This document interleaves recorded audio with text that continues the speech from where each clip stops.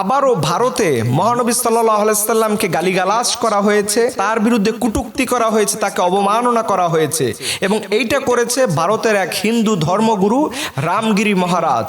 এবং এই রামগিরি মহারাজকে শেল্টার দিচ্ছে ভারতের বিজেপির সংসদীয় একজন নেতা।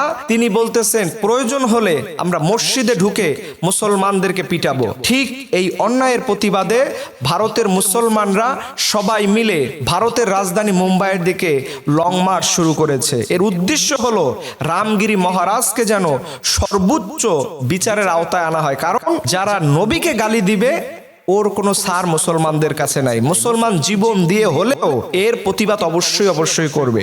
ঠিক আজকে আমি আমার দেশের গভর্নমেন্টকে বলবো, আপনারা রাষ্ট্রীয়ভাবে এই ভারতের আল্লাহর নবীর বিরুদ্ধে যারা কটূক্তি করেছে, রাষ্ট্রীয়ভাবে যেন এর বিরুদ্ধে একটি পদক্ষেপ নেওয়া হয়।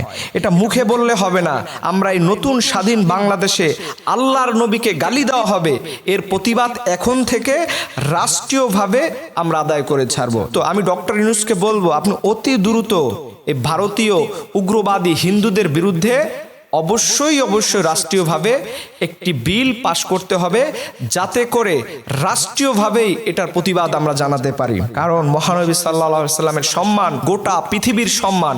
আমার নবী কোনোদিন হিন্দুদের গালি দেয় নাই, অমুসলিমদের গালি দেয় নাই, অথচ আমরা প্রায় সময় দেখি আমার নবীকে গালি দেওয়া হয়, আমার নবীর বিরুদ্ধে যত আজে বাজে কথা বলা হয়। কেন? তোমাদের ধর্ম নিয়ে আমার নবী কখনো আমাদেরকে শিখিয়েছেন অন্য ধর্ম নিয়ে গালি দিও না, অন্য ধর্মের সমালোচনা করো না।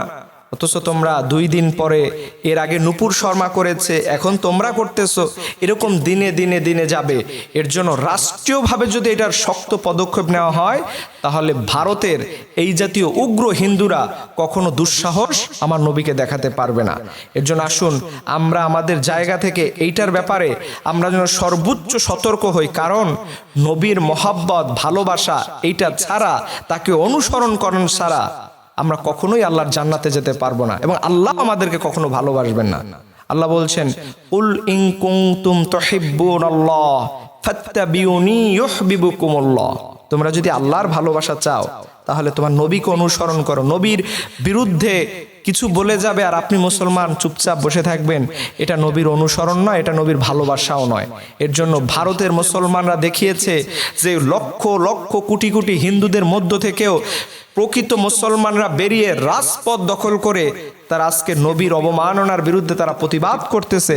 ঠিক আজকে আমাদের মুসলমানদের, প্রত্যেকটা মুসলমানদের দায়িত্ব হলো এই আন্দোলনকে সমর্থন করা এবং পাশাপাশি কিভাবে করে এটা রাষ্ট্রীয়ভাবে হ্যান্ডেল করা যায়, সেইভাবে আমাদের রাষ্ট্রকে আমরা চাপ সৃষ্টি করব এবং এর বিরুদ্ধে তীব্র প্রতিবাদ আমরা গড়ে তুলব ইনশাআল্লাহ। আল্লাহ পাক এই জালিমকে গোটা পৃথিবীর সামনে আল্লাহ পাক যেন এমন ব্যবস্থা করেন, যাতে করে পৃথিবীর কোনো ইসলাম বিদ্বেষী, নবী বিদ্বেষী মানুষ যেন এটা থেকে শিক্ষা গ্রহণ করে। আল্লাহ পাক এই জালিমদেরকে দুনিয়া থেকে শেষ করে দেখ। সবাই বলুন আমিন।